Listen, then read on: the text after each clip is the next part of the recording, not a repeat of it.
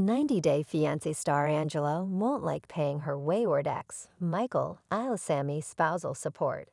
But she might have to, because, in the eyes of the law, he may actually deserve it.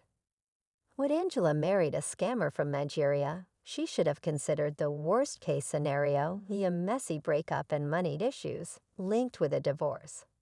Love is always a gamble, and when it's an international romance between an American and someone from a foreign country, things can get even dicier.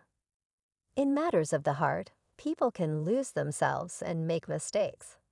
This is what happened to Angela. Angela saw the red flags and ignored them.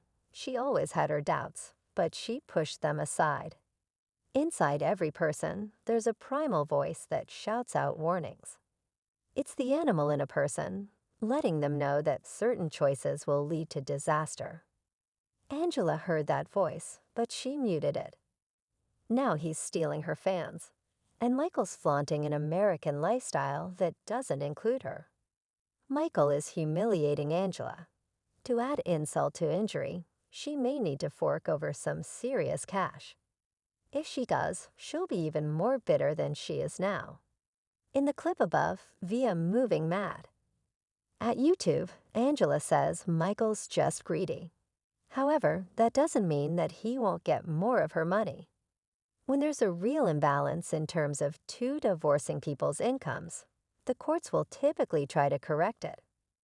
This is why spousal support may be awarded to the party with less money, so they can maintain the standard of living they had during the marriage.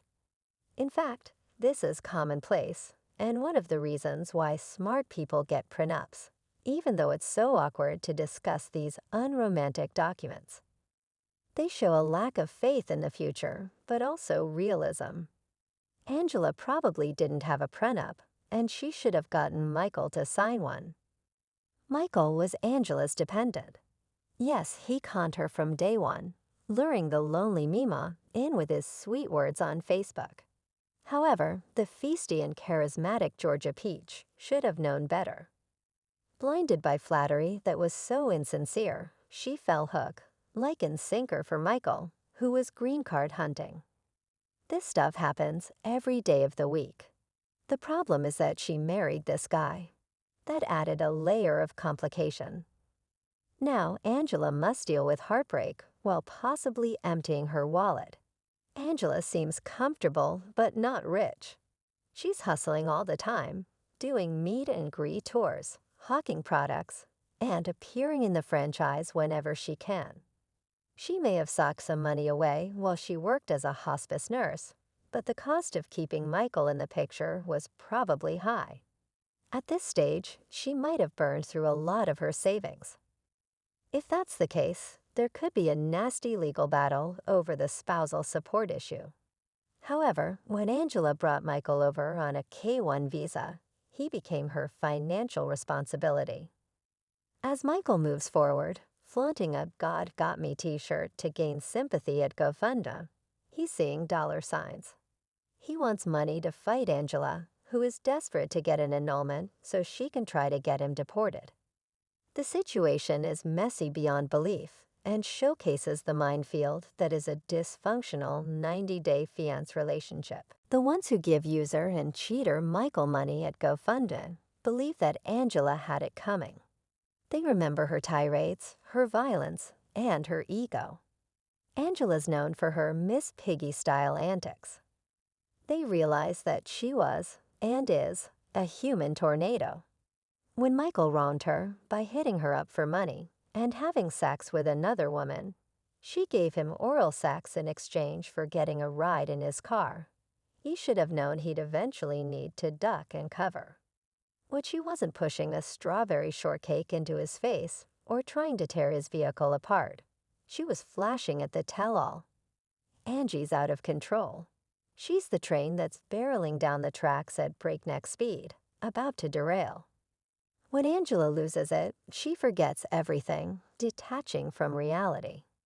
This is something she needs help with. Michael kept provoking her by being a fake husband. The situation was just nightmarish. She might have been awful to him anyway. But thanks to his cheating, lying, and other con artist activities. Fans don't know what Angela's like in a real relationship. Since well-known women of a certain age attract losers regularly, no one may ever know how Angela functions in genuine romances. Yes, in some respects, her all-encompassing passion and sense of wild abandon are interesting. She does not do things halfway. Angela didn't become such a famous woman because her on-screen persona isn't electrifying. She's a mature woman who's profoundly alive. She is on fire. However, violence is never the answer, and because she's used it to get her emotions out and get her point across, Michael has a lot of supporters. On the other hand, this guy was just poison. What did he ever offer her that was sincere? Nothing at all. Just a bunch of lies, not to mention the money drain in the other women. Michael is not a good person.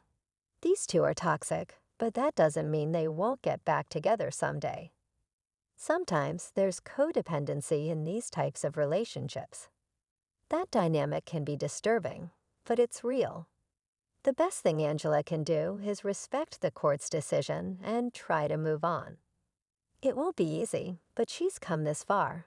Angela will always find a way to survive. Michael has fame now, but only by riding her coattails. Angela has all the star power. She's the one who powers the motor that is their shared reality TV success.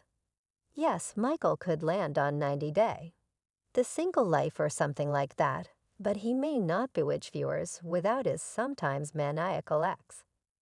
In contrast to Michael, Angela is hated by many people, but not by everyone. That's why she keeps getting cast in the franchise, come what may. The 90-day Fiancé Angela Diva is like a cat with 9 lives. Those who threaten to cancel her end up watching her on TV instead. This is probably the way it will always be.